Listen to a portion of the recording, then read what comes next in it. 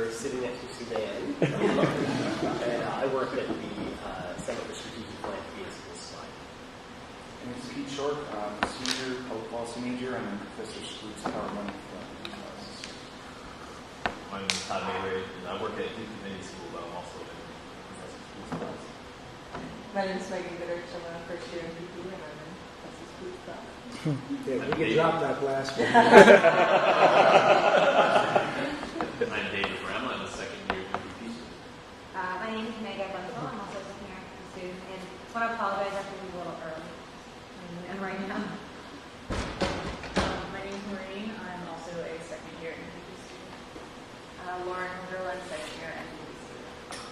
I'm Matt Ash. I'm the Executive Director of CASE, the Center for the Advancement of Social Entrepreneurship Research Center across the People School. I'm Mary Collins, and I work with Ed Mary in the Center for Strategic Planning. I'm Nora Morrison. I'm a dual public policy and environmental management. I'm Ann Fletcher. I manage the resource group, and I work on a lot of health policy issues for Sanford School. And I'm Marty Martin. I'm an attorney in private practice representing nonprofit and tax-exempt entities. I'm Patrick Sable. I'm a recent Stanford graduate, and I work in international trade finance. My name is Jamie Assard. I'm at the Sanford School, and I'm doing a dual program at the People School. I'm Ted Fisk. I'm an education writer. Sorry, I was a little late. So as not to break the chain, I'm JoshSommer, Executive Director of the Chordoma Foundation and former student here at Duke. I'm Bob Cook-Deegan, Stanford Institute and the Genomics Institute. Great.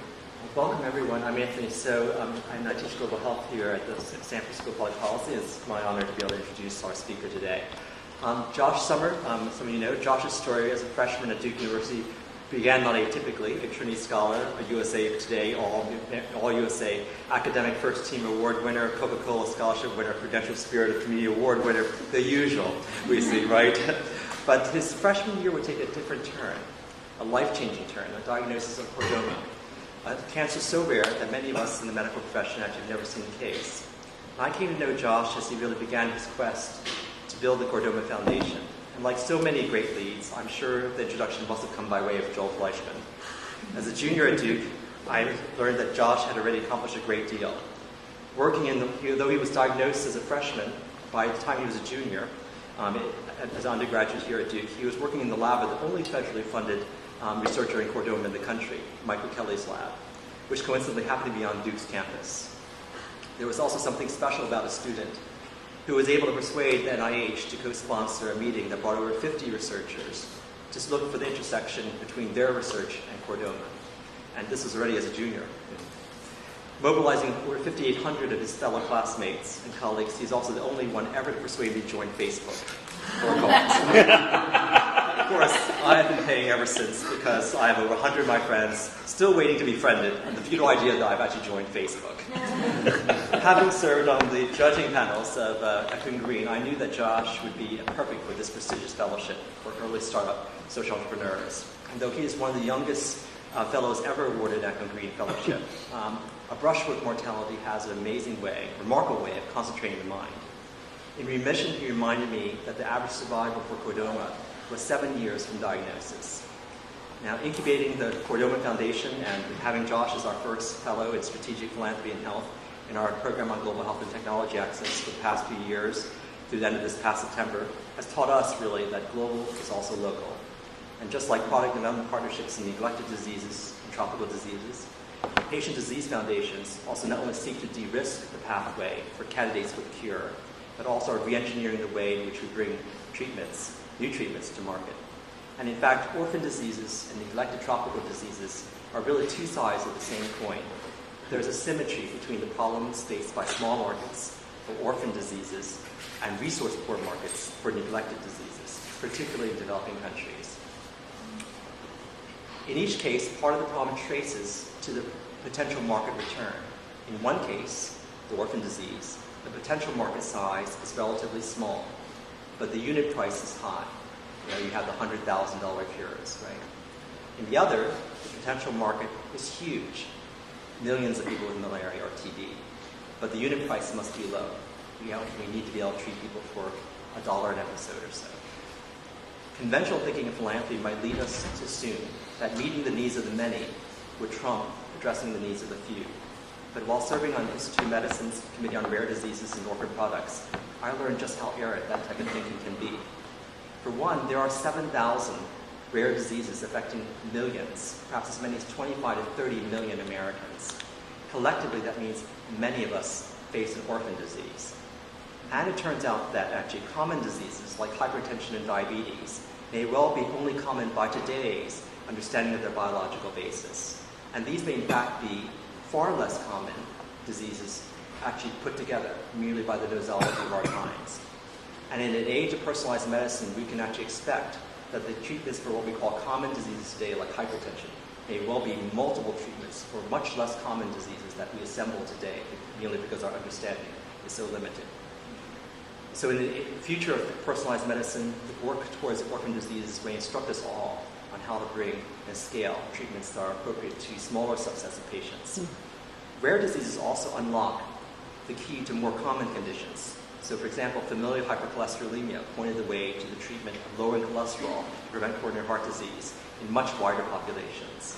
Marfan's syndrome, a rare connective tissue disorder, taught us how aortic aneurysms that claim 1% to 2% of individuals in industrialized countries, how they occur. And most importantly, perhaps, the focus on orphan diseases can teach us that the measure of our society is in how we care for all of its members. And in the rarest of diseases, Josh provides us the most uncommon example of resilience and resolve in his story of a race against time. And we're delighted to have you, Josh, here today to tell us your story of starting the Chordoma Foundation and what it might mean for the many who collectively are in search of a cure for orphan or neglected diseases. Thank you very much, Dr. So, and I want to thank Ed and Joel for inviting me to be here.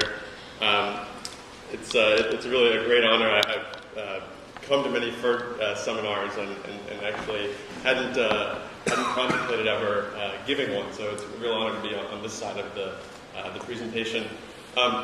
As Dr. So mentioned, I'm going to kind of walk through the process that he summarized of starting the Chordoma Foundation and trying to outrun in many ways and advance new treatments for this disease that I had. But as Dr. So said, really everyone is touched by rare diseases. If you just take cancer alone, 1/4 of all cancer cases are rare cancers, just like Chordoma. And when you think about that, I mean, there's really no one in this room probably who's not affected, maybe a family member or a friend who's been touched by cancer. And when you add up all those rare cancers, that 25% of all cancer cases, it actually is the number 4 killer worldwide. So I just throw that out there kind of to frame everything that I'm about to tell you. It's going to be, the story is going to center around Chordoma, but I'm hoping to, in doing so, pull out themes, lessons, concepts that may be applicable to the many hundreds and thousands of other rare diseases that there are out there. So, as Dr. So mentioned, when I was a freshman here at Duke back in 2005 rather, I was just having the time of my life. As all of you here at Duke know, it's an incredibly exciting place, very challenging, and was just loving my time here. When all of a sudden, during my freshman year, I started having really severe headaches. And to make a very long story short, I had an MRI which revealed a tumor actually right in the very center of my head. So essentially, if you would draw a line from ear to ear and back from your nose, right where those lines would intersect in the very center of your head, there was this tumor sitting there pushing on my brainstem, wrapped around arteries. And so at that point, we actually didn't know what it was. We just knew that it needed to come out and that it was going to be exceedingly difficult to get it out. So to make a very long story short, I ended up having surgery to remove the tumor. And fortunately, they were able to get the entire tumor out. But unfortunately, when I woke up from surgery, my surgeon came into my recovery room and told me that the tumor had turned out to be this thing called chordoma. And I didn't know anything about chordoma at the time, except for that's what we were hoping that it wouldn't be. As Dr. So mentioned, many doctors go their entire career without ever seeing a chordoma. And so it was kind of a real shock to kind of get diagnosed with this really obscure disease. As I started, once I recovered and as I started learning about chordoma, it actually turned out to be quite an interesting disease. It can occur anywhere from the head all the way down to the tailbone. And so this you can see right here, this this mass right here is actually the tumor invading the brainstem and the brain of a 3-year-old. And this right here is the tumor arising from the tailbone of a 76-year-old. So it's interesting that it can affect people of all ages, from children to the elderly. It occurs from the head down to the tailbone. And it's interesting in that it arises from this tissue called notochord, which I won't get into specifics, but essentially it's this embryonic structure that forms, it's essentially the precursor to the spinal column. We all have little bits of notochord lodged inside of our vertebral bodies, but in most cases it just sits there dormant throughout our lives and doesn't really cause any trouble. For whatever reason, in about 1 in a million people per year, those notochordal cells that are sitting there inside the vertebral bodies undergo some sort of transformation and turn into a cancer called chordoma. So as I started learning more, it turned out to be very discouraging what I found about chordoma. It's a very difficult to treat disease, has a high recurrence rate, and as a result, the average survival is only about 7 years. And unfortunately, the cure rate, so the number of patients who are diagnosed who ultimately don't succumb to the disease after any period of time, is only about 20 to 30%. So you can imagine being 18 years old, having a lot ahead of me. I didn't really want to accept those statistics, and I started kind of looking around, trying to figure out what was being done, who was studying the disease, if there's any progress being made on new treatments, if there are any clinical trials happening. And what I found was quite discouraging. There was virtually no research being done, very few people studying the disease, maybe a handful of researchers across the globe who were publishing on it. But it just so happened, as Dr. So mentioned, that as I was reading these papers on chordoma, I kept seeing this name pop up over and over, Michael Kelly. And it turned out that of all places in the country, he happened to work right here at Duke. And he was the only NIH-funded chordoma researcher in the entire country. So, I mean, it was just an incredible serendipity. I neglected to mention that when I came to Duke, I was in Pratt studying environmental engineering. I also had an interest in public policy, and so I had taken some policy courses, some political science courses, and so I really had no background whatsoever in biology, and I didn't know the first thing about cancer research. But I went to Dr. Kelly and basically said to him, look, I've got this rare disease. I see that you're one of the few people studying it. I'd really like to understand what it is that you're trying to do, what the challenges are you're facing, and see what I can do to help. And to make a very long story short, Dr. Kelly, we had this 3-hour meeting over in the library. This was like on a Sunday. Dr. Kelly would come in like shorts and like knee socks. You just came from playing basketball or something. But we had this long 3-hour meeting. We identified a lot of priorities that he was working on. And at the end of this meeting, he said, oh, by the way, I could really use someone to work in my lab. Are you interested? And I said, sure, I want to do anything I can to help. And a couple weeks later, I show up in Dr. Kelly's lab again, having had no experience in working in a biology lab. But Dr. Kelly just turned out to be a wonderful mentor. He would stay in the lab with me until 8 or 9 o'clock at night. He would, show me one-on-one lab technique and teach me the science behind the procedures that we were doing in the lab. And soon enough, I was able to take on my own project, and I really got into the work that I was doing there. I found it to be just incredibly interesting and fulfilling, and I ended up taking some molecular biology and genetics classes. But the project that I ended up working on, I'm going to get a little bit technical here because I think it's interesting to kind of weave the story, and there's some interesting serendipities here. So when I was recovering from surgery, I actually, like a month before I got diagnosed, there was kind of a big discovery that came out in chordoma. It turned out that there was a researcher in the UK that found that there was this particular gene. So, every single one of us has about 23,000 genes. You have the same 23,000 genes in every single one of the cells in your body, and at any given time in different tissue, those genes are turned on to different degrees. You can think of it as like a dimmer switch, a switchboard with 23,000 dimmer switches on it, and in every single cell, those dimmer switches are configured slightly different. What this researcher in the UK found was that one of those 23,000 genes was switched on like as high as it would go, through the roof, in chordoma, but not in any other tissue and not in other types of cancer. And so, when I got into Dr. Kelly's lab, we said, wait a second, that could be an interesting hook. This gene is uniquely expressed in chordoma. It's not expressed in normal tissue. Maybe it could be a potential way to target these cells and try to kill them if we could find something that would in some way interfere with this gene or somehow target cells that express this gene. The other thing we noticed, we went back to the literature, we found that this particular gene, brachyury, was also really critical for the survival of notochordal cells. So I mentioned that chordoma arises from these notochordal remnants, and when notochordal cells don't have brachyuria expressed, they die. And so our hypothesis was, well, if brachyuria is critical for notochord cells, if brachyuria is highly expressed in chordoma, maybe if we turn brachyuria off from chordoma cells, that could be a cure. That could be kind of the home run, or at least kill the cells. And so that's what I set out to do. Now, in order to do that, I needed to get access to live chordoma cells. And that turned out to be a monumental challenge, and really, in many ways, the genesis of my ending up here today and starting the Chordoma Foundation. So there were 7 of these what's called chordoma cell lines. And basically, a cell line is a tumor that's taken from an individual, stuck in a petri dish while it's still alive, and grown perpetually. It becomes immortal, and it just keeps growing and growing and growing, and it expands indefinitely. It can be very difficult to set up these chordoma cell lines, oftentimes, or cancer cell lines generally, oftentimes they don't grow, and so it's a kind of a very scarce resource. So anyway, long story short, we found 7 of these cell lines reported in the literature all over the world.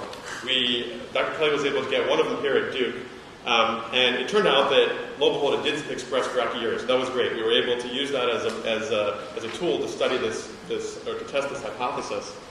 Unfortunately, we weren't able to get brachyuria to turn off in these cells, and so we said, all right, maybe we should go out and try to find other cell lines, and that kind of began a journey in many ways. When we started, we were able to get a number of these cell lines into the lab, and when we started looking at them, the others didn't express brachyuria. At least 3 of the others that we got didn't express brachyuria, and so we started scratching our head. We started digging further, doing some more analyses, and it turned out that of the cell lines that we got, of the 4 cell lines that we got, 3 of them, you can see this is the gene brachyuria. 2 of the cell lines, including the one that we originally had in the lab, they expressed brachyuria, and 3 of them didn't. And through a series of analyses, we were able to determine that, in fact, these 3 cell lines were not chordoma. They were invalid. So you had these cell lines out there that people were using, that people thought were chordoma. They were generating data on these cell lines, and yet they were not chordoma. And then as a result, the data that they were generating would be false and would contaminate the literature. Skipping ahead a little bit, we ended up publishing these results and showing that these cell lines were invalid. You can see here we ended up finding an additional cell line that was valid. So basically the conclusion was that there were 2 valid chordoma cell lines out there, a number of cell lines out there in the literature that were invalid. And one might think chordoma is a very rare cancer. Maybe this is an easy mistake to make for chordoma. Surely this isn't happening for other types of cancer as well. Well, lo and behold, if you look at the literature, it's riddled with situations like this, where disease after disease after disease after disease, the cell lines that people think are representative of the disease they're studying turn out to be false or invalid. And it's actually estimated, it turns out, that about 1/3 of all cancer cell lines, the kind of workhorse or the go-to tool for studying cancer, are misidentified or contaminated. And so from a policy perspective, the ramifications are just enormous. We spend $5 billion a year, roughly, in the U.S. studying cancer, at least in terms of the NIH funding of cancer. And for all intents and purposes, 1/3 of that, to the extent that that involves cell lines, is invalid.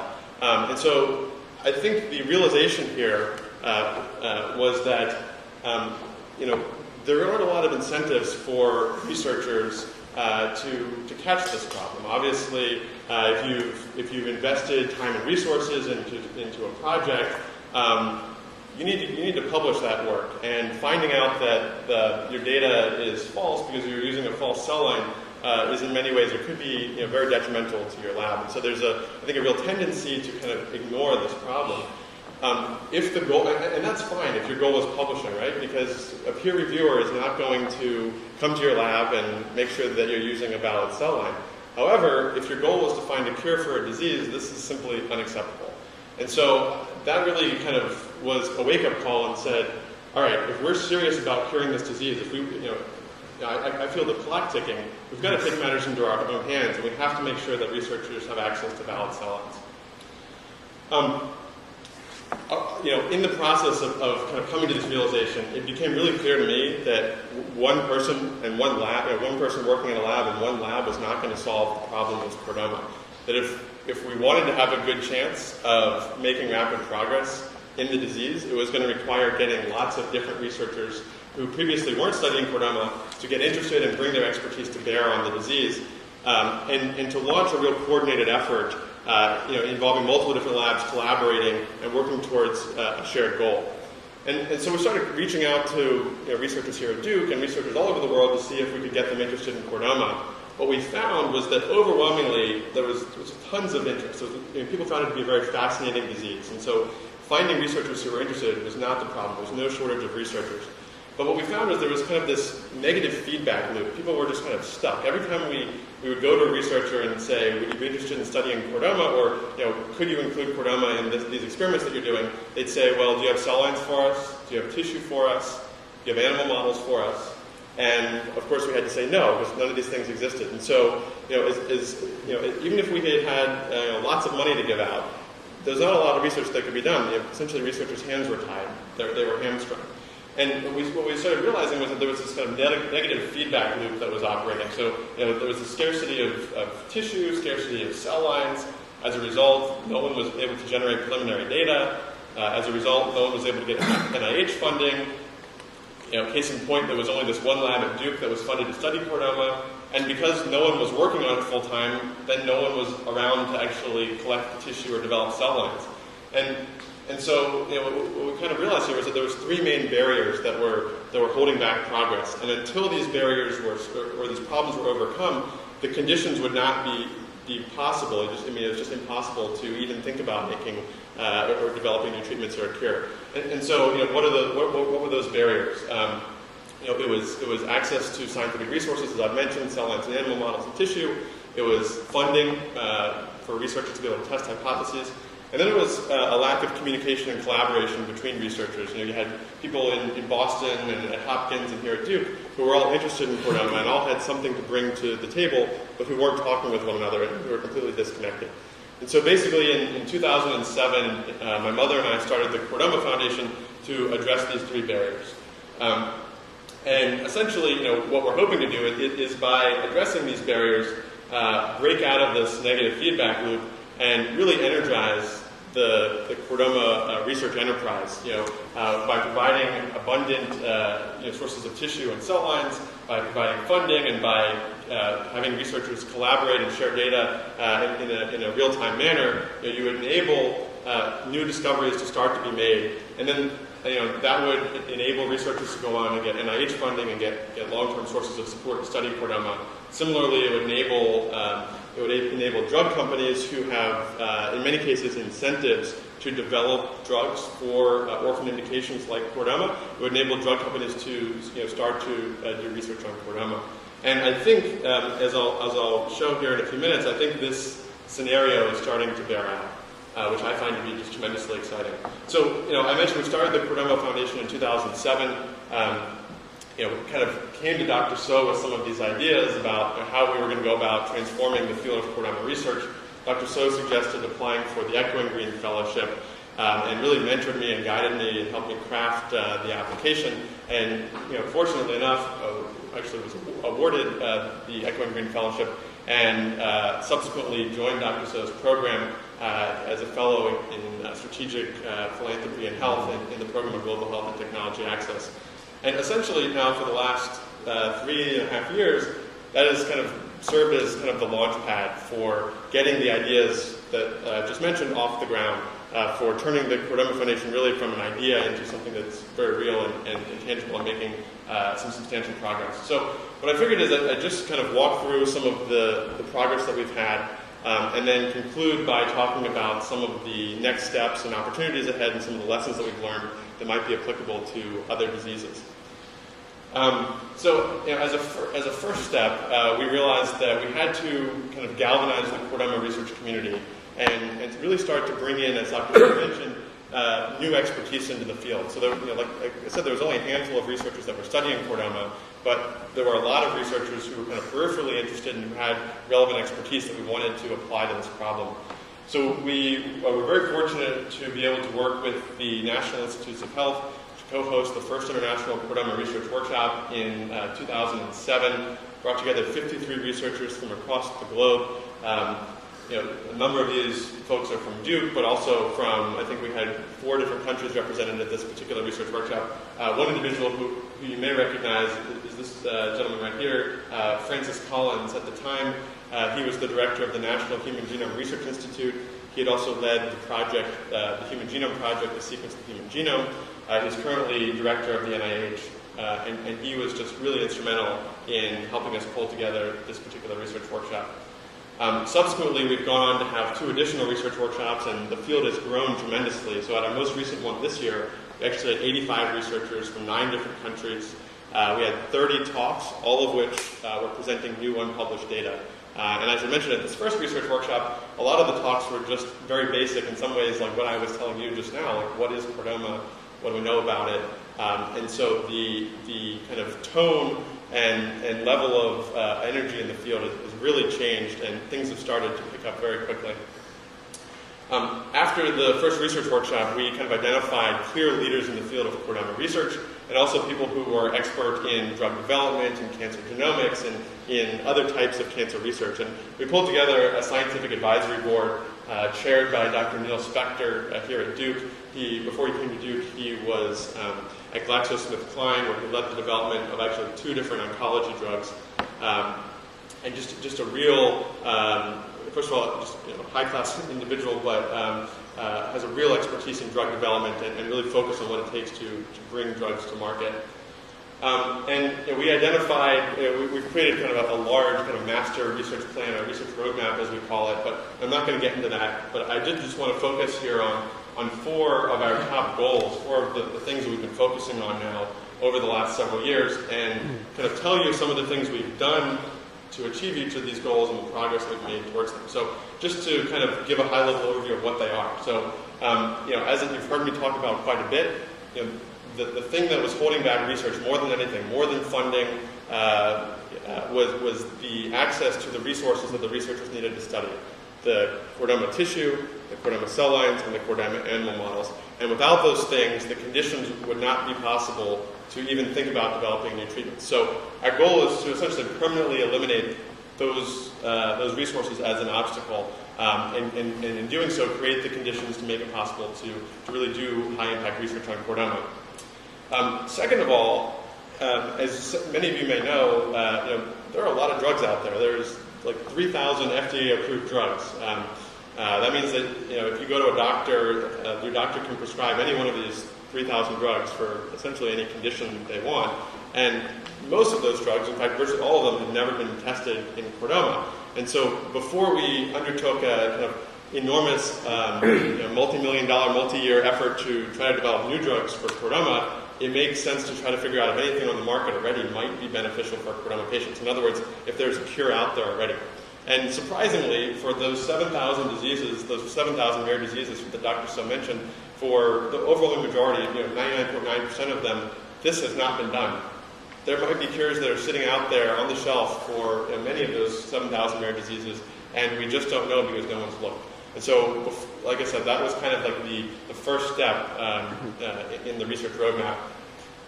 In all likelihood, the likelihood of finding a cure that already exists is, it's not a surefire thing. The likelihood is probably low, and so we do need to identify, characterize the biology of the disease and identify drug targets that could enable the development of new drugs. And then, in addition to that, simultaneously, we believe that it's very important to enable researchers, like people at Duke, UNC, academic researchers who have an interest in chordoma, to test their hypotheses and pursue their interest in hopes of broadening the number of researchers who are bringing their expertise to bear on the disease. So, starting off with generating the resources needed to study chordoma, we have funded several different labs across the globe to develop new cell lines and develop new animal models. And very happy to report that just in the last year, there have been, of the groups that we funded, 2 of them have succeeded in developing new animal models. Several of them have had success in creating cell lines. And our goal here is to create a panel of 10 valid chordoma cell lines that we can distribute to researchers who need them. So in other words, if you're a researcher and you want to study chordoma, you go to one source and you have access to all the cell lines you need. So far, we've been able to obtain the only 2 valid chordoma cell lines, the ones that I mentioned earlier. We obtained one of them in 2008, one of them in 2010, and so far we've distributed them to 42 different labs. And I put this in bold, 2 different pharmaceutical companies. This is actually somewhat unusual and tricky. It's oftentimes very difficult for a pharmaceutical company to get access to a cell line that was created in an academic institution. It tends to take a lot of negotiation, and oftentimes the institution wants to negotiate royalty agreements that make it very difficult for a company. And so in the case of chordoma, where there's essentially very little profit potential, the companies kind of throw up their hands and say, forget it, we're not going to negotiate with you. And so a lot of the work that we've done, a lot of the success that we've had has been in negotiating material transfer agreements, in other words, contracts with the people who own these 2 cell lines that enable the Chordoma Foundation to make these cell lines available to pharmaceutical companies under terms that would be very simple for them to accept. Josh, can I interrupt very quick? Just for explanation's sake, could you define what a panel is for a cell line panel, and what does ownership of the cell lines mean to the common layperson? Absolutely. So panel, I think you can interchange that word with collection. So right now, the cell lines that exist, and let's say we had more. Let's say there weren't just those 2. They would be sitting in labs, different labs across the country. Some of them would be in Germany, some of them would be at Hopkins, maybe some of them would be here. And ownership, to your point, Ed, the lab or the institution that creates the cell line maintains ownership. So they have the right to determine what happens with their cell lines and can use them however they want. If they share them, the agreement that enables them to be shared has certain terms that dictate what the recipient can and can't do. And so typically these terms are, they can't redistribute them, they can't use them for commercial purposes, they can't use them in drugs or diagnostics and things like that. So it just kind of draws a circle around what can and can't be done with the cell lines. The process of negotiating material transfer agreement between 2 academic centers sometimes goes very quickly, but oftentimes can drag on for months and months and months. And so on average, we've observed it takes anywhere from like 3 to 6 months to complete a material transfer agreement. So to get a cell line or any sort of material from one lab to another. And so if you can imagine, if you're a researcher and the cell lines are scattered throughout the world and you have to go through these bilateral negotiations with each of the institutions, it can end up taking months or years, and it just takes an enormous amount of work.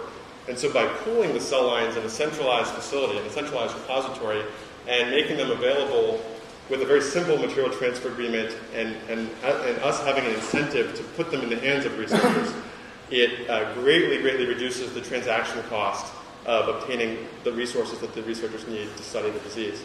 So it's essentially making the Amazon.com of chordoma. And it's amazing that this doesn't exist for just many types of cancer. There is a kind of a go-to repository called ATCC where they have thousands of cell lines, and if you're a researcher, that's typically where you'll go for a cell line. The problem is ATCC doesn't think that they're going to recoup their cost from including chordoma in their catalog. And so as a result, they just haven't been willing to accept chordoma cell lines in the past, or cell lines for any rare cancer for that matter. So this isn't on the slide, but just as a quick aside, we've negotiated a contract with ATCC, this kind of the leader or kind of the go-to source of cell lines, to create a special collection for chordoma. In other words, to subsidize them being willing to take chordoma and include it in their catalog. For now, these cell lines are housed at Duke, but very soon they'll be moved to ATCC, and that will they have a distribution network all over the world, so it'll make it very easy for researchers to get access to these cell lines. In addition, to try to encourage researchers to develop new cell lines, we kind of tried an experiment in some ways. So I mentioned that there were these 2 valid chordoma cell lines that we found, and a bunch of invalid cell lines out there. These 2 cell lines came from a very small lab in southwest Germany that actually has no interest in chordoma whatsoever. And we actually went to them and offered to fund them, and they declined our money. They said, we don't see enough chordomas. We maybe see 1 or 2 a year. We're not really interested. We're not set up to do this. They just kind of got lucky.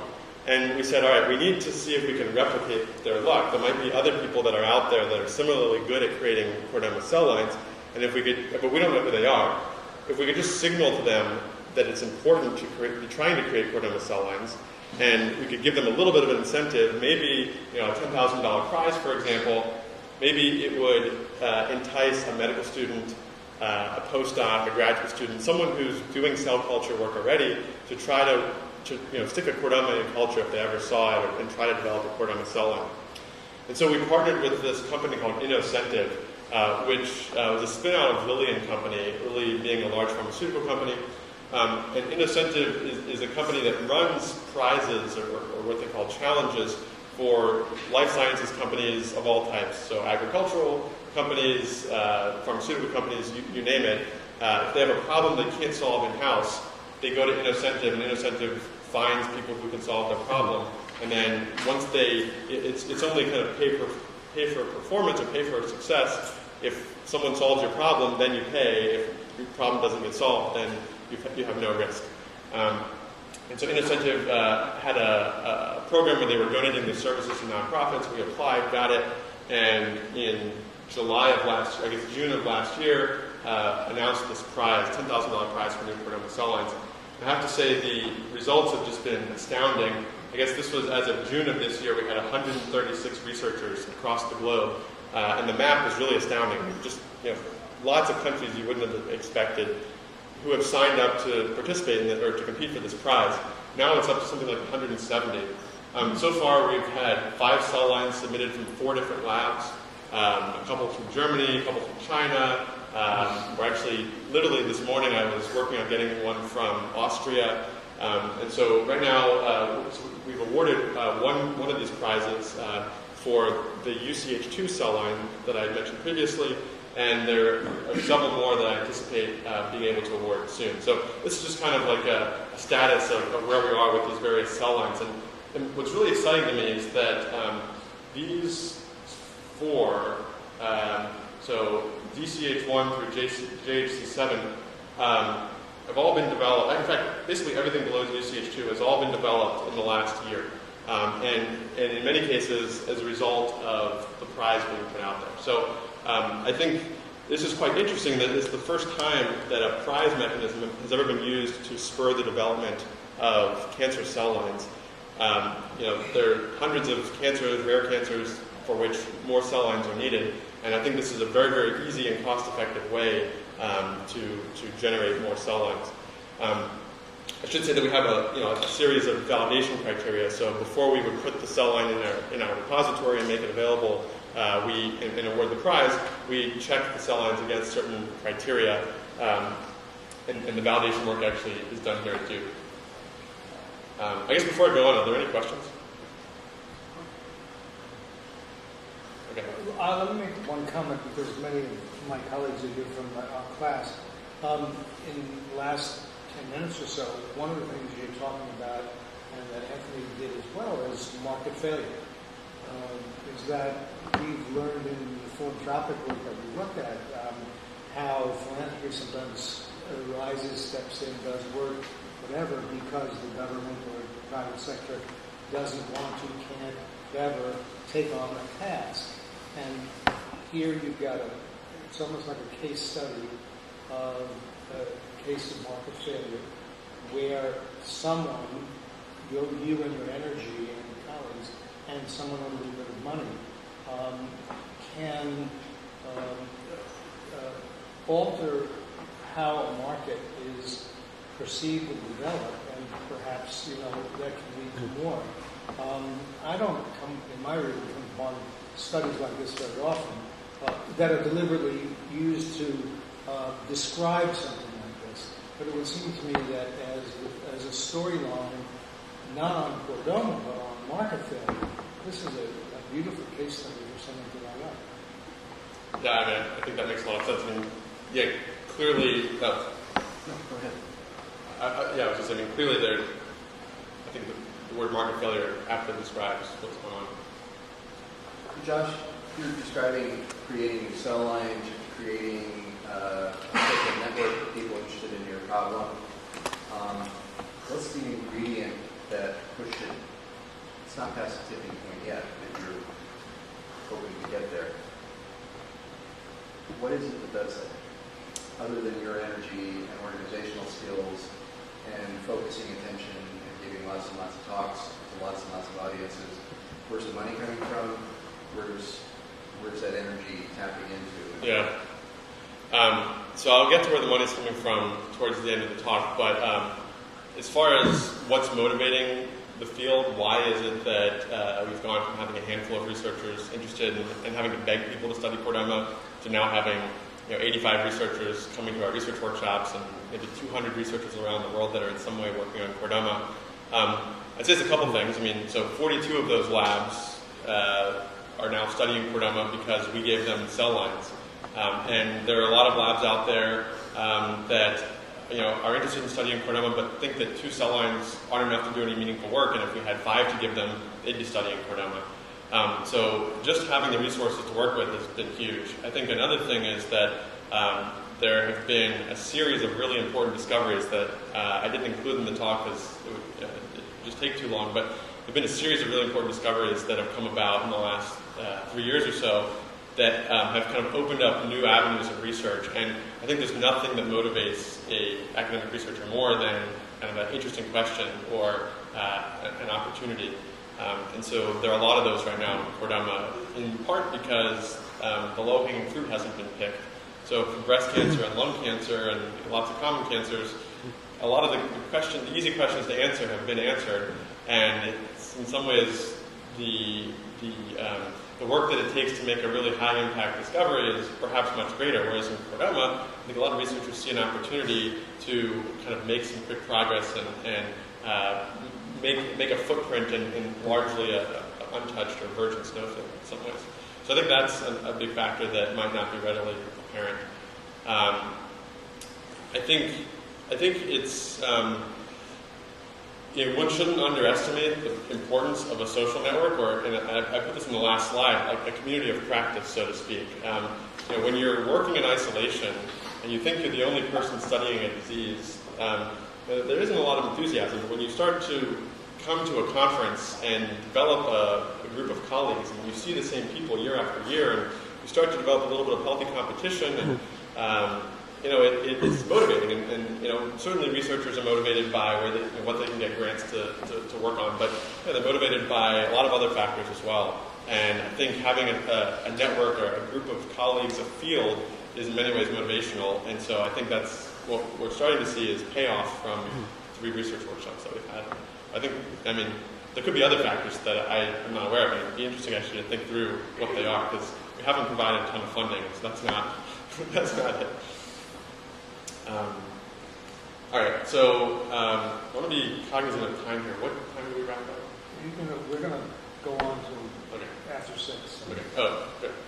All right. Right. So we talked at length about cell lines, and I won't beat that horse anymore. There's a very similar set of problems around getting access to tissue. So just to back up a second, I talk about cell lines being these immortal tumor cells that grow in a laboratory. They never die. They continue growing indefinitely. And they're really useful for some experiments. But for other experiments, what you really want is tumor tissue that is as close as possible to what was inside the person. So you want to get that tumor out of the person and freeze it down immediately. In other words, take a snapshot in time of everything that was going on in that tumor, so that you can apply a whole series of different technologies to it to understand the biology of what was going on, what was driving that tumor, and identify potential therapeutic targets and so forth. So tissue is a resource like cell lines that is exceedingly important for research. And there's lots of different levels of quality of tissue. So if you don't freeze it down just right, or if you don't freeze it at all, then it can become unuseful for research. And there's a lot of logistical challenges around obtaining tissue properly. The only way you can obtain tissue is through surgery. So patients are going in, having their tumors removed, and at that moment, that's the only time you have to collect the tissue. So if you're a researcher interested in studying chordoma, you're going to need chordoma tissue. And the question is, where do you get it?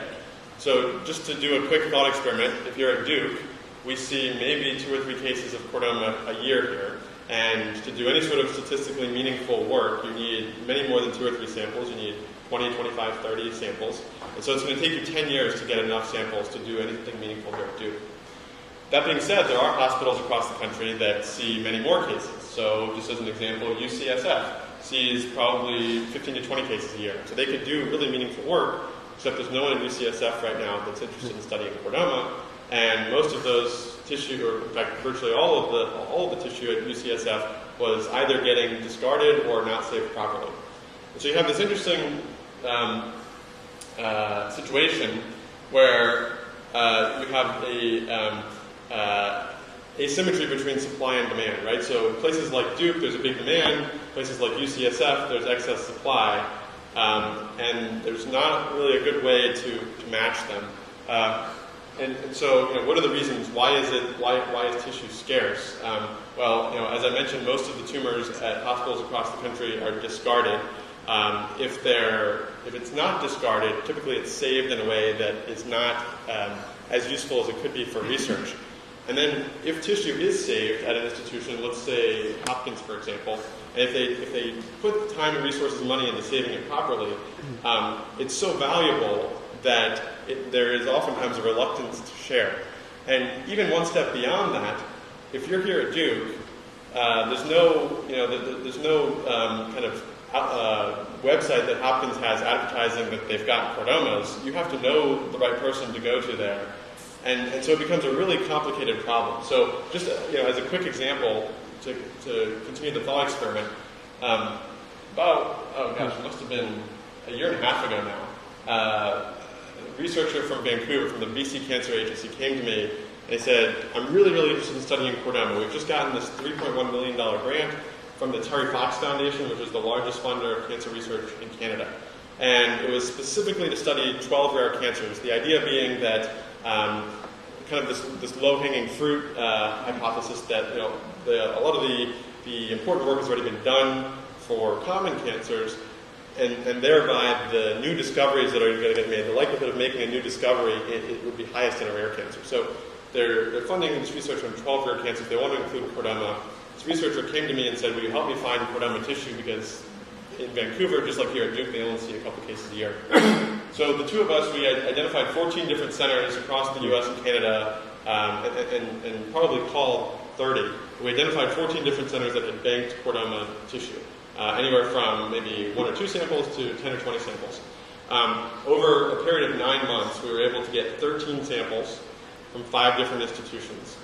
And at the end of that 9-month process that took probably dozens, if not hundreds of hours on my part and this researcher's part, only 1 sample out of, from all this effort, only 1 sample passed QC, passed quality control, was good enough to be used for their research. And so I think this is kind of a really good test of whether it's possible, whether the conditions are such that you could make progress on chordoma, and clearly the answer is no. And so, we've made it our priority to overcome this problem, and if a researcher in the future happens to be lucky enough to get several $1 million to study chordoma, we want to make sure that they have ready access to high-quality chordoma tissue. And so what we've done is set up what's called a biobank, which essentially is a centralized repository, much like the cell line repository that I just talked about earlier, although in a different physical location, to collect chordoma tissue from hospitals across the country. In addition to that, to collect clinical data and to make the tissue plus the clinical data that went along with the tissue available to researchers who need it. And of course, there's a peer review process to vet applications for the tissue given the scarcity of the resource. So we did really an exhaustive search, and a lot of the work was done as I was a fellow in Dr. So's program. We did an exhaustive search and survey of biobanks in the United States. And by survey, I mean kind of figuring out which biobanks are out there, what their capabilities are, whether they would work on a contract basis. And long story short, we ended up settling. We found that of all the biobanks, commercial or academic in the U.S., that Ohio State had really carved out a niche for themselves and seemed to be the clear leader in providing biobanking services.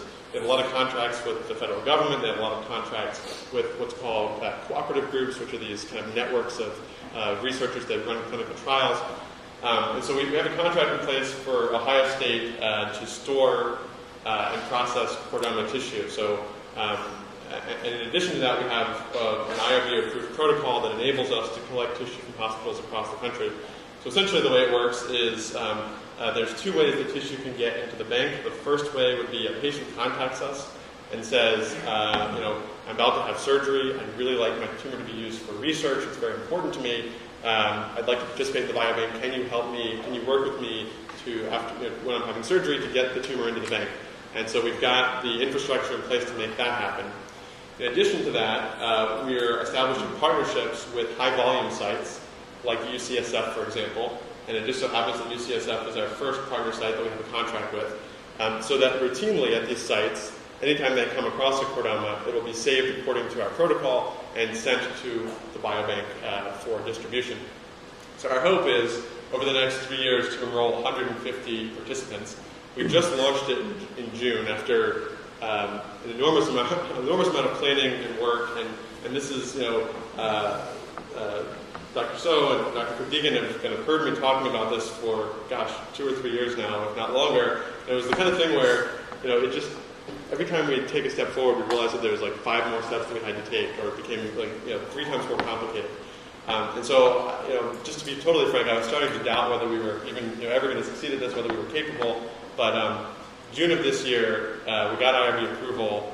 We've got we have a contract with the biobank coordinator. We've got a contract with OSU, and everything's rolling now. And since June, we've actually consented 5 patients just in the kind of the pilot phase. We're not running on all cylinders yet, but we've consented 5 patients. We have 14 samples in the biobank already. We haven't started advertising yet, and so I anticipate that we're going to be launching a big advertising campaign and trying to get patients to routinely contribute to us. This is kind of where we stand in partnerships with hospitals across the U.S. Like you can see, we've completed setting up the protocol and the contract with UCSF. We've got verbal commitments from about 6 other places. We're in talks with about 8 others. And really a big goal over the next year and a half for the foundation is to get a fair number of these 10 to 15 hospitals across the country on board to contribute to the biobank. And I should say there's an enormous amount of work that goes into setting up these agreements. UCSF took 6 months, first getting buy-in from the surgeons, then the pathologists, and I ended up having to go out there to have a dinner party to get the surgeons and pathologists to meet one another. Because literally there's like 3 different links in the chain, and if any one of those links is broken, and by links I mean people, if any one of the people that are involved in the process of procuring the tissue doesn't do what they need to do, then the whole process fails. And so it's really, really important to have buy-in from all the right people at the institution. And if we had thousands and thousands of dollars to give out, we could dictate in contract, in writing what exactly was supposed to happen and who was supposed to do their job. But unfortunately, we don't have that sort of money, and so to hire dedicated personnel or to carve out a portion of people's time, so we're really having to rely on people's goodwill and enthusiasm and just reimburse them for their cost, essentially. The process from start to finish took 6 months, and I anticipate, in the very near future, we'll have several more sites that join as participants. Okay, I'm going to try to go through the rest of this very quickly. I can assure you that none of the rest of these are nearly as long as the first one, so bear with me. I mentioned that one of our goals is to determine whether there are any treatments or cures already out there. And so we were very fortunate to be able to convince what's called the NIH Chemical Genomics Center to apply some technology that they have, these high-throughput screening systems, essentially robots that have been retooled from the automobile industry. You can imagine the robots that make your cars, where they've been retooled to replace graduate students in the lab and do these drug screening experiments. And so, long story short, we've we've worked with the NIH Chemical Genomics Center to screen essentially every single FDA-approved compound, 2,816 compounds at 15 different concentrations, so you get nice dose-response curves in the 2 valid chordoma cell lines and 2 controls. And so the great news is that out of these 2,800 compounds, there are 19 that are active in both cell lines, 43 that are active in one cell line. We also tested them in combination and found some synergies that were interesting. But we're kind of stuck right now, or we had been stuck because we hadn't had additional cell lines to test, and we hadn't had animal models. And animal models are thought to be more representative of human disease than a cell line growing on plastic. So after we identified these active compounds, the next step would be testing them in animal models. And so it's just this year that the animal models have been developed. And I had a board meeting this weekend where we were contemplating, how we're going to raise money to fund this drug screening project. And so to truly carry it through to completion, to answer the question whether there are any approved drugs that could be effective for chordoma, it's going to take about $1.1 million. To get started, to kind of get a quick and dirty answer to see if there are any kind of home runs that fall out immediately, it's going to cost about $200,000. What that would do would screen the top 10 active compounds in 2 chordoma animal models. And so that's something that we're very actively fundraising around right now. But very exciting to be finally at this point right now. Okay, in addition to testing trying to determine if there are any approved drugs that can be beneficial for chordoma, we've also tried to understand what's driving the tumor on a molecular level. And to do so, we've partnered with the Sanger Institute in Cambridge, outside of Cambridge, England. They are kind of the world leader, maybe one of 2 or 3 world leaders in what's called cancer genomics, which is the study of the genome. In other words, the 23,000 genes that every cell in your body shares in common. So they are applying really cutting-edge technology that was just developed in the last several years to identify what's called mutations, which are changes or misspellings in those genes. And they're able to look at all 23,000 genes at once to determine every single mutation that this tumor might have, which could be driving the tumor. And so, to make a long story short, we've funded what's called this exome sequencing all the entire coding region of the chordoma genome. We've funded 25 samples. The slide's a little out of date. We're now up to 20, and by the end of the year, we'll have completed 25. And the rest of this is not so important, other than there's kind of different levels of analysis you can do, and once we finish the first level, there's others that we'd like to undertake. Josh, are these tumors from patients or these cell lines? Yeah, good question. These are all patient tumors, and they come from University College London. So, interestingly, and this is something that Dr. So and I and the program observed in our study of biobanks, Europe is far, far ahead of the United States in biobanking. It's really, really remarkable. They laugh at us that just how we don't have our act together when it comes to biobanking. And so, it's kind of routine in London, for example, when you have any chordoma or any tumor for that matter that's taken out, there's a mechanism in place to collect it. This research, at this point, could really only be done in Europe. There just aren't collections anywhere else in the world that match what they have in London. And so, it was actually very fortunate that the Sanger Institute, which is in Cambridge, happens to be the best of the best, and the samples happen to be in London. So, and the researchers knew each other, so it worked out very well.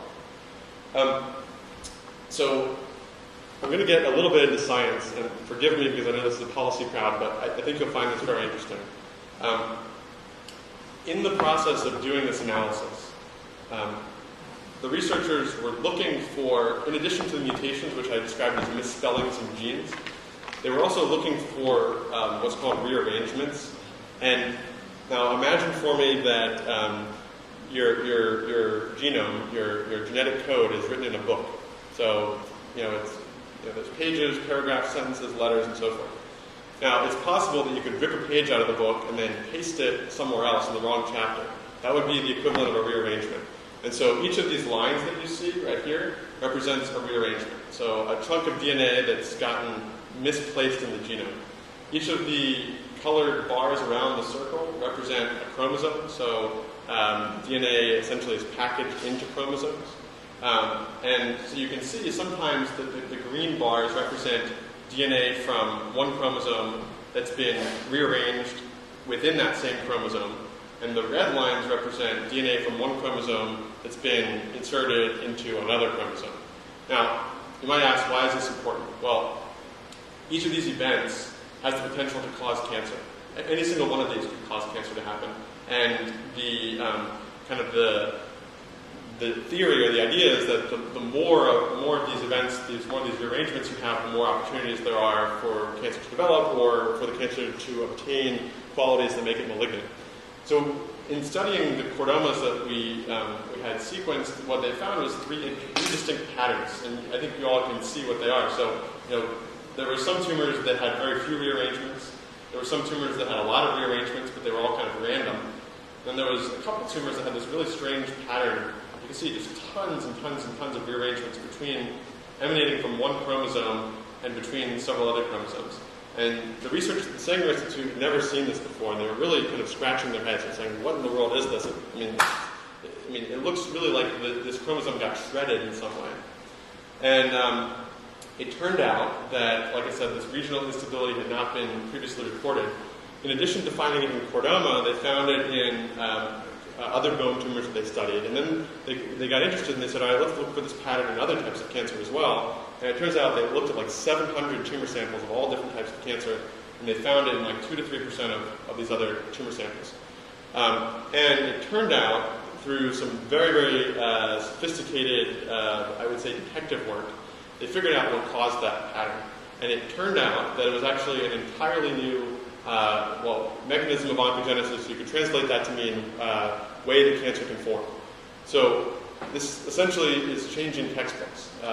This is kind of in many ways, a groundbreaking discovery and changes our understanding of how cancer develops. And so essentially what happens is, in this particular process, which they dubbed chromothripsis, Greek for chromosome shattering, what happens is a chromosome, which is normally kind of intact in one piece, somehow falls apart. It shatters, essentially. And the cell is very sophisticated, that it has machinery that is designed when a fragment of DNA falls off, that it puts it back together. And what you're seeing, this pattern, is actually the result of these fragments getting put back together in an inappropriate way. So the cell put it back together, but only so good. And the thought is that the vast majority of cases, if this ever happened in a cell, the cell would die. But in some cases, this happens, and for whatever reason, the cell doesn't die. Not only does it not die, but in being pieced back together in this way, it obtains the ability to become cancerous, or it activates or deactivates genes that enable cancer to form. So this was published in January of this year in Cell, which is one of the top scientific publications.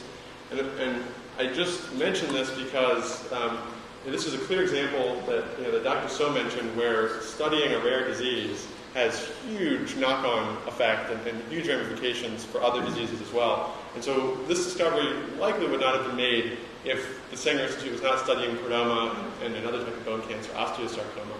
And so I think it really illustrates the importance and the opportunity of focusing on rare diseases like chordoma. Finally, I just want to talk very briefly about our funding of research. So we funded research in 7 different willing and eager to study chordoma for $25,000. I mean, a couple years ago, like I said, we were begging people literally to study chordoma. And it was great that, these are very reputable labs at places like Mass General and Hopkins and you name it. And so I think it's just a sign that the field is really picking up and maturing, and there's a lot more interest now than there was in chordoma. Our goal is to award 25 of these seed grants by 2014, and in the next week or so we'll be awarding 4 to 5 of them. This, I should mention, the Echoing Green Fellowship, is for kind of innovative new ways of attacking social issues. This, I should mention, is in no way innovative. This is what essentially every medical research foundation does, but there's a reason, because it's essential. You don't know where discoveries are going to come from, and it's very important to cultivate and support researchers and enable them to test their hypotheses. So I'd say now we're really at a turning point. We've gone from having just a handful of researchers interested in studying chordoma to about 200 that are now interested or actively working on it. 6 companies, and actually as of last night I can add a 7th, are now interested in pursuing chordoma as a potential orphan indication for products that they're developing. I'm very confident by the end of the year we'll probably have 2 animal models, and I didn't show slides on that, but we'll probably have 2 animal models that we're able to distribute, and I think between 4 to 5 cell lines to really fuel research in chordoma. And then by the end of by mid-2012, we anticipate that the biobank will have acquired a sufficient number of samples to start distributing. And then something I'm very, very excited about is we've just finished a search for a director of research. This is, I think, really going to be transformational for the foundation. And we're very fortunate to get a gift from the Abram family, a family who's been very supportive of Sanford as well, to fund this position, and with the idea being that we've generated this very comprehensive research roadmap. We have an energized network of researchers. We have very clear goals, but in order to execute on those goals, in order to demonstrate to funders that we're capable of using their money wisely, it's very important that we have a PhD on staff. And so we've identified someone who we're going to be making an offer to this week, which I'm just tremendously excited about. So next steps. The projects that I talked to you about, to take them to completion, essentially over the next 2 years, it's going to cost us about $3.8 million. And I should mention this is not our entire budget, but these are kind of the highest priority projects, the ones that I've been talking with you about today. And this to me is really exciting because I think we can, once we accomplish these things, each of them is time limited, each of them has very clear deliverables, each of them is set up and ready to go. And so I think it's almost like, the seeds are planted, now it's time to add water. And so I'm really, really excited, and I think that, I think we have a very good chance of making this happen. Bob, you asked about our funding. 75% of our funding has come from individuals, the vast majority of that being patients and family members. And essentially this has been very grassroots. So we've averaged about 1,500 donations per year. The mean donation is about $350. And so that's been great to get us where we are. It's been essential kind of in the startup phase. But to get from where we need to go, which is raising about $500,000 a year to raising about $2 million a year, we're not going to be able to do that with $350 contributions. Certainly we're going to try to grow these contributions. But at this point, to take the foundation to the next level, really what we need are major gifts and grants. And so I'm very, very excited about getting the director of research on board, in large part because it's going to enable me to focus more on reaching out to potential donors and trying to achieve our goal of reaching $2 million per year. I'm very excited this year we're already on track to far exceed what we raised last year. So we're definitely headed in the right direction, but certainly not fast enough. Like I said, there's opportunities that we have kind of right now that are ready to go, and so we're trying to reach this goal as quickly as possible. Final slide, or final couple slides here. I just wanted to talk a little bit about how everything that I've just talked about is relevant to you all and others in this room. I think it's a virtual certainty that no one in this room is ever going to be diagnosed with chordoma, and probably will never know anyone who's diagnosed with chordoma. But it is likely that you're going to know someone who has a rare cancer. And so I think the exciting thing to me is that the challenges that I've just talked about for chordoma are shared by hundreds of other rare cancers. And there's an opportunity, I think, to scale what we've done, or to replicate what we've done to benefit other cancers. So, for example, the biobank. I mentioned we have roughly 20 institutions that we're trying to negotiate partnerships with to get them to provide tissue to us. It would be relatively easy to expand those contracts and to expand our IRB protocol to include other types of cancer. And so if, for example, there was another rare cancer foundation that was focused on another disease that wanted to tap into or leverage the infrastructure and the upfront costs that we've borne, it would be relatively easy, like I said, to expand, and the marginal cost of including another type of cancer would be relatively low. So I think there's real opportunity for economies of scale to be had and for partnerships with other diseases. I don't think we're quite there yet. We still need to kind of get our ducks in a row and prove the model for chordoma. But a lot of the things that I've talked about, the biobank, for example, is roughly $150,000 a year we're budgeting. So that's a very good chunk of our budget. That's not going to be sustainable for chordoma. And if we really want to make this work, we're going to have to bring in a partner with other diseases and share the cost among other diseases. Similarly, the cell line panel, I think, is highly replicable, and the prize for chordoma cell lines or for cancer cell lines is something that is, at this point, has been proven is in some ways turnkey.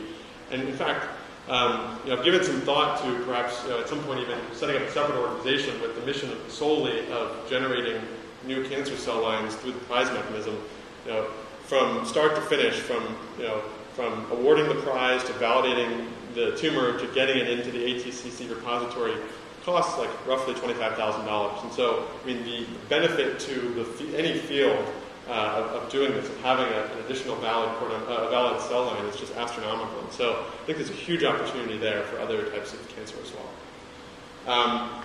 And certainly the drug repurposing project, this is something that, like I said, has only been applied to a handful of these 7,000 rare diseases. And this is something that is not going to be done likely through a foundation like ours. In all likelihood, this is going to be done at the NIH level, or maybe there's been pharmaceutical companies that have been working on this as well. But I'm very excited that Francis Collins, who I mentioned, who's now the director of the NIH, has made this a big priority. They've actually they've created a new center. It's called NCATS. Blocking on the acronym, but essentially it's a new center within NIH specifically designed to foster translational research, and a big focus is drug screening for rare diseases. So I guess just to close out here, what are some of the lessons from a policy standpoint? What can we glean from all this? As I mentioned earlier, I think it's really important not to underestimate the importance of communities of practice. Working in isolation in any field is difficult, and there's so many synergies that you find that you can't even imagine or think about when you're part of a community of people who are working on the same thing. And so I think the value of having research workshops, or workshops generally, is very, very high. And these things are expensive. You have to fly people in from all over the world, but I think there's a huge return on that investment. One thing we've learned is that the barriers to science, at least in the case of chordoma, and I would venture to say in many other aspects of science, are primarily non-monetary. Of course, money is a big problem, and ask any researcher and they'll tell you that they need more money and money is scarce. But there's on the other hand, there's lots of grants that have been funded and lots of research that's happening, and a lot of the projects and the infrastructure that's in place could be applied or to other diseases, or I think used more effectively.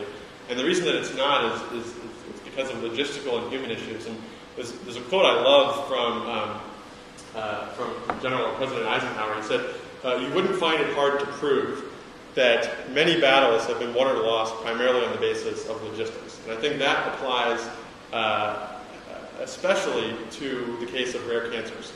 You have tumor tissue scattered across the country that's not being saved. That's simply a logistical challenge, and it can be solved. A market failure, if you will, that can be solved. You have these cell lines that no one bothered to validate. That's really easy to solve. It doesn't take a lot of money. It's not a monetary problem. It's a logistical problem.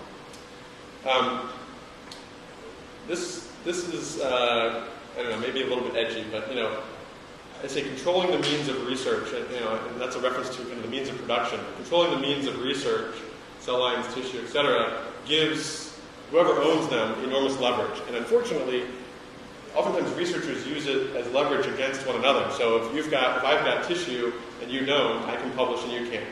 But the flip side of that is, from a foundation standpoint, if we want to drive research forward, the biggest leverage we have is not money, even if we had millions of dollars, but it's controlling the resources and being able to proactively get them in the hands of people who want to use them, and use them as a carrot almost to encourage people to begin to study this disease. I think one thing we've seen is that from our research workshops is that speeding the flow of information between labs has a huge, or I guess is magnified in terms of the benefit that it has for speeding the pace of research. And so, just if you can imagine, if you will, let's say that all science is cumulative. Every discovery, many discoveries build upon past discoveries. And essentially you can imagine the cure, let's say, being 5 steps away. Well, if it takes 2 to 3 years for data to be transmitted from one lab to the next, then the process of discovery gets really protracted and it can take a very long time. But if you're able to get researchers sharing unpublished data at conferences, then researcher X might not know the value of their data to researcher Y. By sharing that data, researcher Y is then able to go on and make all sorts of follow-on discoveries. And so I think I guess what I would say is it's more than an additive effect by increasing the flow of information. And finally, I would say that in kind of thinking about how to develop a research portfolio, we've kind of observed that serendipity and discipline are equally important. What I mean by that is we never could have predicted that the Sanger Institute would have made the discovery that they did. And there's a whole slew of other interesting discoveries like that you never could have predicted. You just had to get the right materials, the right tissue, for example, in the hands of researchers who could use it. Similarly, the cell lines that we've sent to 42 different labs, there's been a lot of discoveries that have been made that we couldn't have predicted. So the conditions have to be right to enable serendipity. On the other hand, it's also very important to drive forward projects that are critical for developing new treatments. And so, for example, the drug screening project.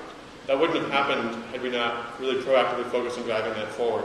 The genome project, if we hadn't funded that, that was a project identified as a priority by our scientific advisory board. If we hadn't funded that, it wouldn't have happened. So I kind of view, in parallel, needing to create the conditions to enable serendipity, to enable investigators to test their hypotheses, and also to be very diligent and disciplined about driving forward a research agenda aimed at developing treatments as quickly as possible. So I guess I'll leave it at that, and happy to take any questions.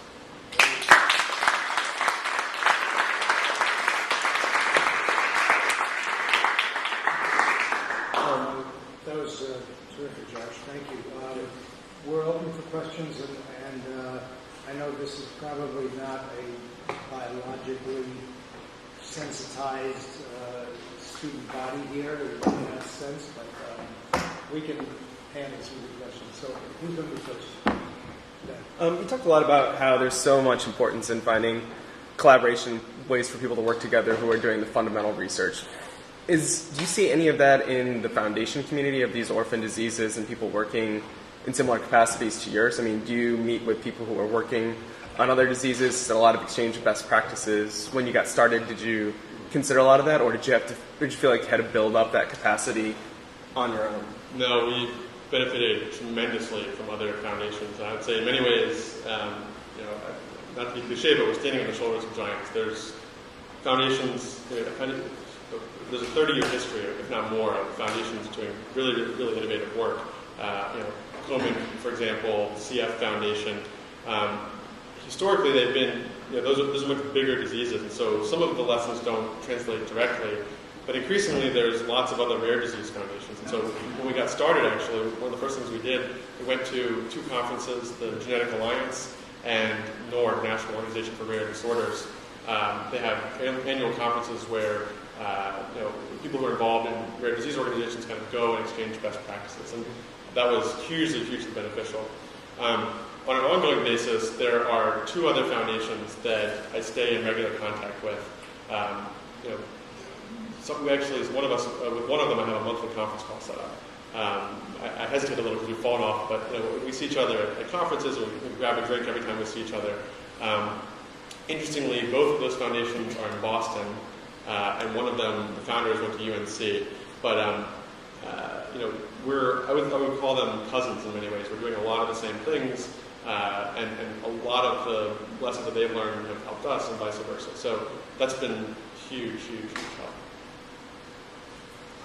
As a new organization, one thing you see a lot is the chicken and egg thing with on 2 fronts. One front would be getting the money and starting projects, right? The other one I think is bringing people together. And I noticed you talked about having a scientific advisory group. Do you also have another board, or a board that does fundraising, or do you have, are those who also do fundraising, like a volunteer chicken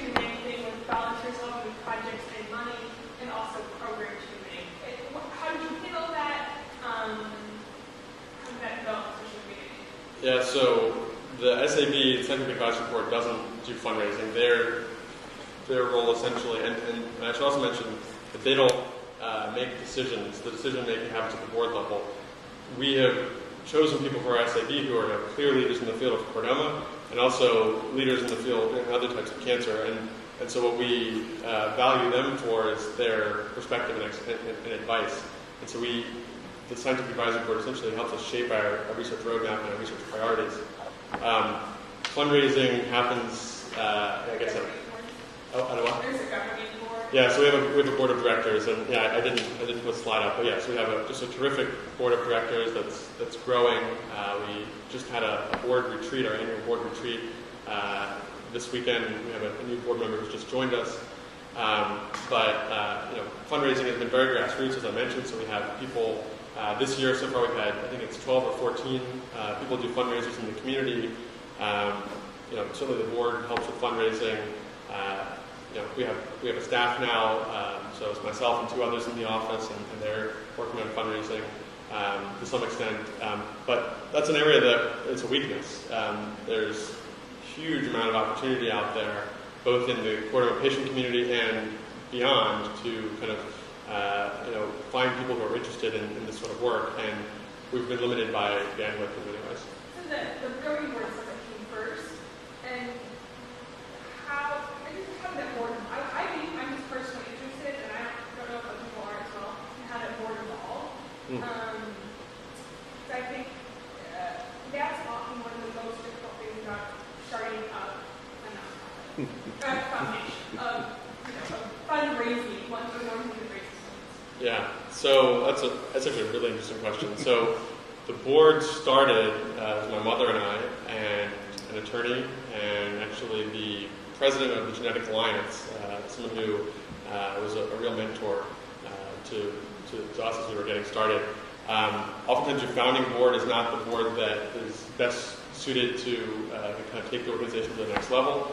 So we identified clear areas of expertise that we needed on the board. So we needed someone who had a lot of nonprofit experience, and we were very fortunate to find such a woman. It was a woman whose son had chordoma here locally, and she happened to have a long nonprofit background and experience in human resources and kind of organizational and industrial psychology. So she offered a lot of value.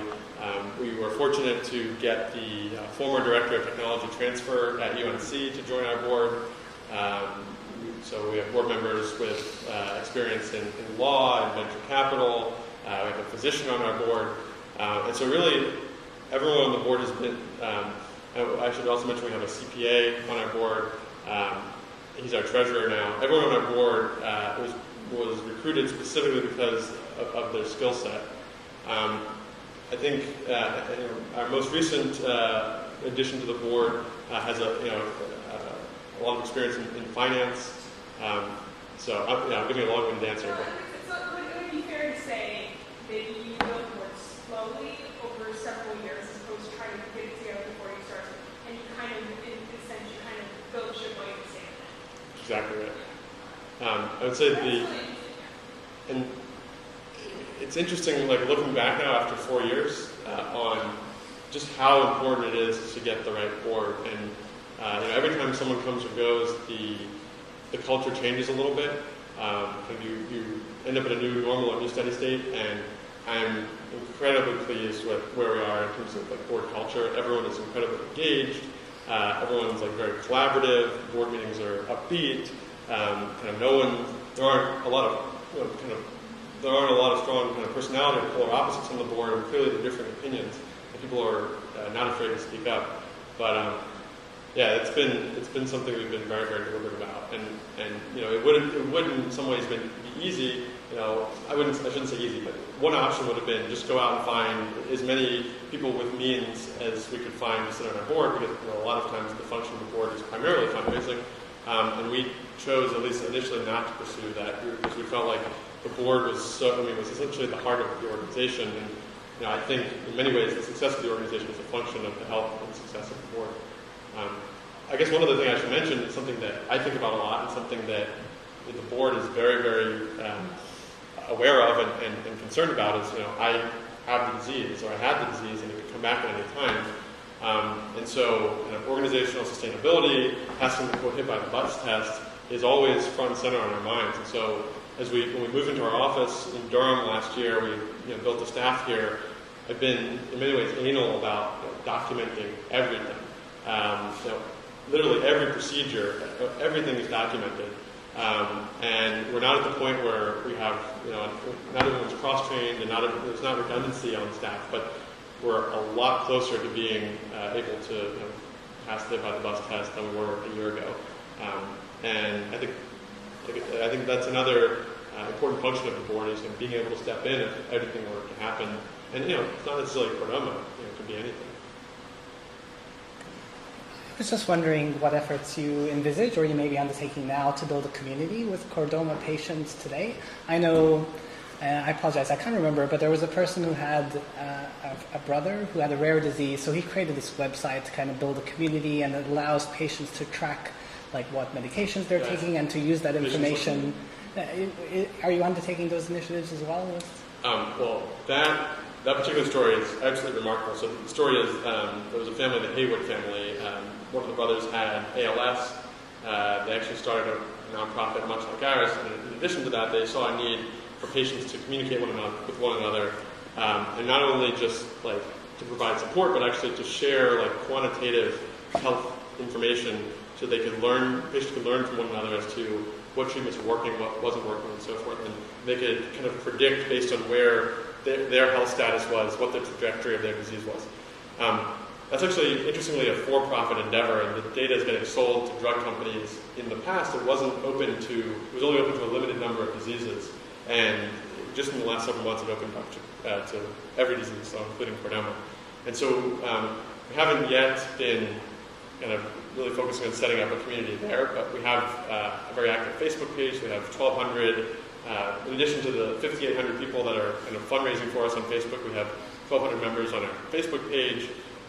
We've had 3 community conferences now. So essentially in conjunction with the research conferences, we bring patients. We've had about anywhere from 50 to 100 patients each year come and be able to interact with one another, interact with the researchers. There is an online support group for patients as well. It's very, very important to connect the community. Just as synergies emerge from connecting researchers, patients are able to offer a lot to one another as well. That's definitely something that we encourage and have tried to foster to some degree, although it's not our primary mission. Let me just piggyback on that to push it.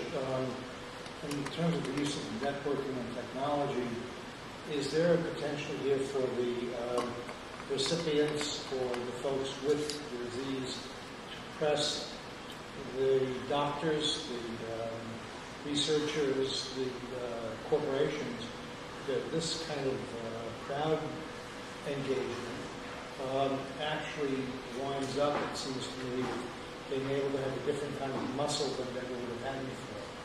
Does that make sense? And is that happening? Absolutely. I think probably the best avenue for that to happen, the best example would be we've already had some patients who have really encouraged their physicians to save their tumor. Even before we had the biobank set up, patients understood the value of tissue for research, so they demanded or begged, in some cases, their physicians to save their tissue. And we intend and hope to harness that same phenomenon to get patients now to encourage their physicians to send tissue to our biobank. And I hesitate to say how it's going to play out because it hasn't been tested yet. We haven't started really advertising the biobank in earnest. But I guess a large part we're banking on that happening. We haven't had much value in crowdsourcing on the health side as there has been in social justice and human rights and other places. And I'm just letting my imagination go that there would be very interesting nonprofit and for-profit opportunities for people to utilize information differently and force change to happen. I totally agree. I think there's a great example. There's a compound called dichloroacetate that was identified by a lab in Canada as being potentially curative for brain cancer.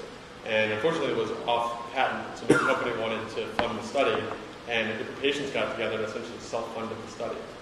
So I think that's a great example. To the point of crowdsourcing, the Cell Line Prize, I think, is a great example of that. We have no idea who is hearing about the prize, who's working on it, until they come to us. But we're really tapping into resources, expertise, talent all over the world in essentially any lab that happens to hear about it. Presumably in this vast network that you now developed, really a great story. There are a number of medical doctors who have had patients or been aware of patients who have Chordoma. Have you ever asked if any of those patients or their families as well? And have they ever volunteered names to you? In other words, have the physicians volunteer names to us? No. And there's a pretty strict firewall that prevents them from doing that. Well, what they have done for us is, in some limited cases, for example, for our community conferences, they've sent materials about the conference to patients in their database. And so, and a lot of patients actually heard about us through that. We have not sent, and we haven't broached the idea with the physicians about sending fundraising materials to their patients. And I think we need to be it was something we'd love to do, but we need to do it very, very delicately. Josh, I'm sorry. Every time I hear you tell this story, it just blows my mind how much you've got to that. But at the end of the day, you're up against a biological problem, and you don't know if there are solutions, and if so, what they are. So how are you thinking about that fundamental problem now? You're 3 years out, you're 4 years out. How much more likely is it to deal with all this organization? What was missing before is now setting the conditions where that's more likely to happen. What's the vision there?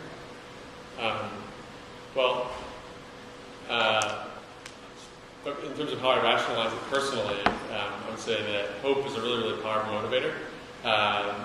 Certainly for me, and I think also for the patient community. And so you hit the nail on the head. We are creating the conditions for hope to be possible. It would have been irrational to be hopeful had the conditions not been in place to make the research possible. So without cell lines, animal models, tissue, it's blind hope. There's no chance of finding a cure. And so once we overcome those hurdles, then essentially the sky's the limit. It's just a matter of how much money we can raise, how many researchers we can get convinced and interested in Chordoma. And there's no telling whether the cure is going to come 2 years from now, or 10 years from now, or 20 years from now. But at least it's increasingly possible that could happen. I think the pace of discovery across the field of oncology is increasing very, very rapidly. Just this year, for example, there was 2 drugs approved for melanoma for the first time in something like, Dr. Sayyid, 30 years maybe. The tools that we have now at our disposal, you know better than anyone, the tools that we have at our disposal now are light years beyond what they were 5-10 years ago. So I guess, from a personal standpoint, right, so I'm 5 years into a disease with a 7-year average survival. And, I'm feeling great, and I hope that I'm, in the bucket that doesn't recur. But I certainly realize that, that it could happen. And, I'm not banking on this, right? So it's certainly, having the disease myself is a motivating factor. But, this is, I realize that whatever, my kind of tumor is going to run its course independent of this research. And I hope that, the research stays ahead of my tumor. And I think that's what every patient hopes for, that there's essentially this wave of progress. And a lot of patients, you hope you can just hang on for another year or another 2 years, so that at that point the research will have advanced sufficiently to maybe give you another 2 or 3 years. I think it's just important to remain hopeful, and I think for me personally, the pace of the progress is a constant source of hope and inspiration. What do you think are some of the factors or incentives that have made the European biobanks so much more successful or well utilized compared to American biobanks? Their healthcare systems there are much more. They're probably rational all around, but there's more kind of top-down direction there. I think this is a broad generalization. I hate broad generalizations, but I think there's in the European research community, it tends to be a little bit more collaborative. It's not, and probably actually know a lot better than I, but it's probably a factor, just the difference in culture over there. It costs money to bank tissue, and it's really an investment that has to do it right. It really has to be made at an institutional level. It's very hard to do it well on a kind of lab by lab or one-off basis. And I think again, because the entire healthcare delivery system there is kind of more top-down, you can invest. It's easier to get investment and things like that. These big capital-intensive projects. Maybe actually you have probably some ideas as well. I think the European Union is also much better organized as a common research infrastructure. Bob, would you say that? I think that in general, I don't know how to. It's one of these things. It's also not prestigious. And biobanking is something that you do as an ancillary to be able to do other stuff, and stuff like that in the United States. Everybody's hunting for everybody's looking for morsels of food out there, and the sharks go after it when it's there. But these are not the morsels that people are going after. These are things that you need in order to be able to go after them. Right. And so the U.S. is not as good at that. And I don't know. I truly don't know. Other than these kind of cultural things, that the healthcare systems are much better. They're much more centralized. And this is the sort of thing that if you see a patient and you're going to give it to a repository, the structure needs to be easy to do that. Right. And in the U.S. healthcare system, nobody gets paid to do that, and nothing happens in the U.S. system unless it gets paid for. I think it's almost a system of care thing much more than it is our research infrastructure. It's the lack of integration between research and practice. So let's do one more question. Anybody want to take the last shot?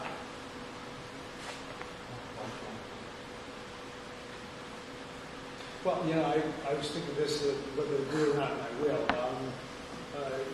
You were talking, Josh, from cell lines and the mortality of them.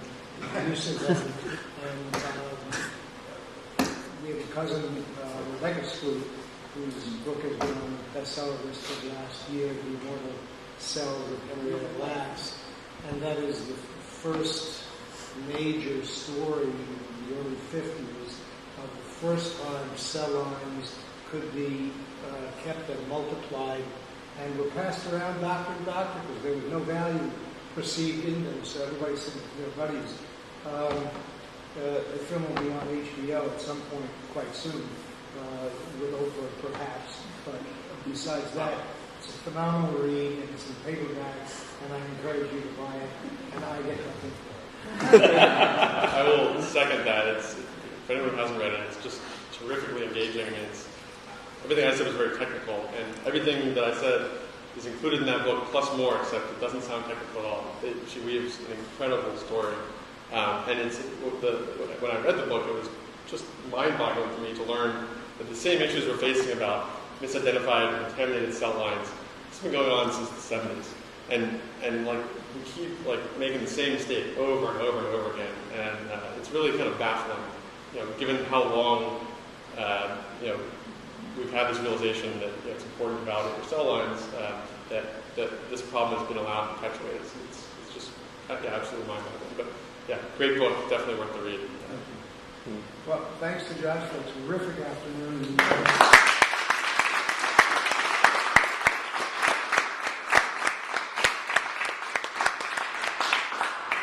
I don't remember our next speaker. Is it Ford? It's Krista. Oh, Krista Vita. Krista Vita, who was president of the Wallace Foundation, based in New York. Their primary focus is education, and has been. She ran it for about 25 years. If I know her well, and she's just moved down to become a resident of Chapel Hill, and she'll be here next, and we'll speak about work at the Wallace Fund. So you're all invited. We'll send you a notice. Thank you again. Thank you.